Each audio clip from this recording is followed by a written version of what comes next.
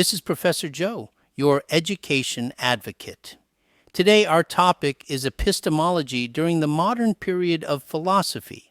I will present the fascinating moments of history, exploring how modern thinkers boldly challenge the Church's long-held monopoly on truth.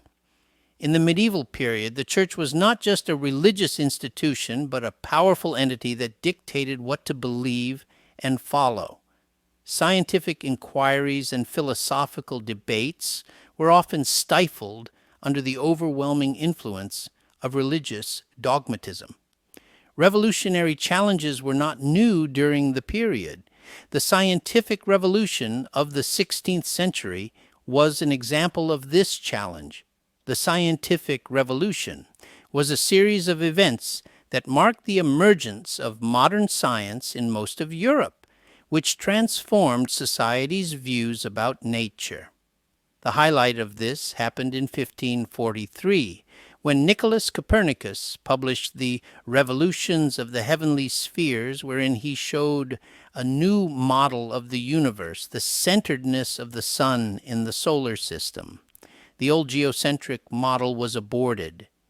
The Industrial Revolution of the 18th century was a period of global transition of the human economy towards efficient use of machines from hand production method, including new chemical manufacturing, iron production processes, use of water power, steam power, the development of machine tools, and the rise of the mechanized factory system.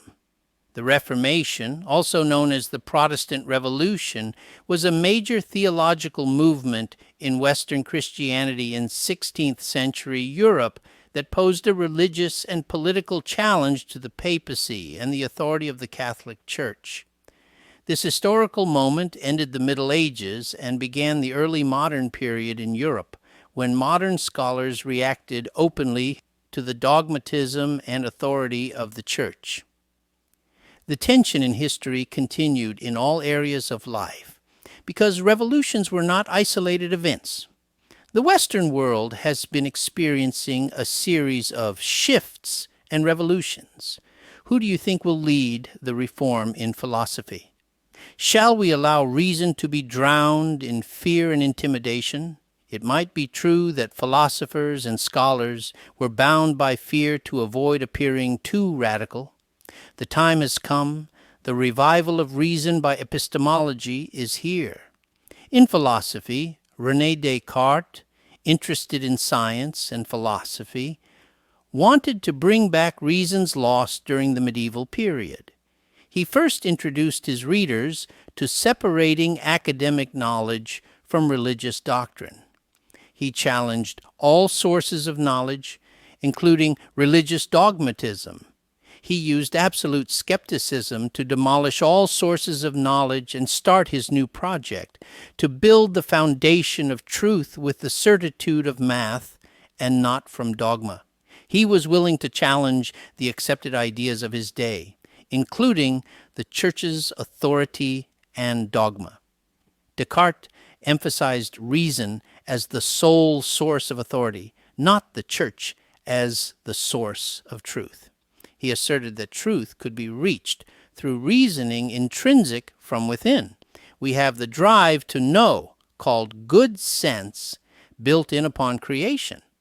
This groundwork is what we call now epistemology, established to answer the fundamental question: where is the truth coming from?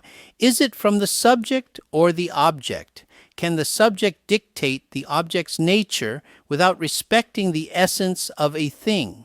Is the person saying something about the case? It primarily refers to Aristotle's classical definition of truth.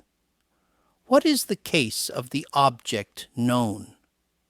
The development of empiricism by John Locke and David Hume supported this matter fully, always considering the object's case, not what the subject says.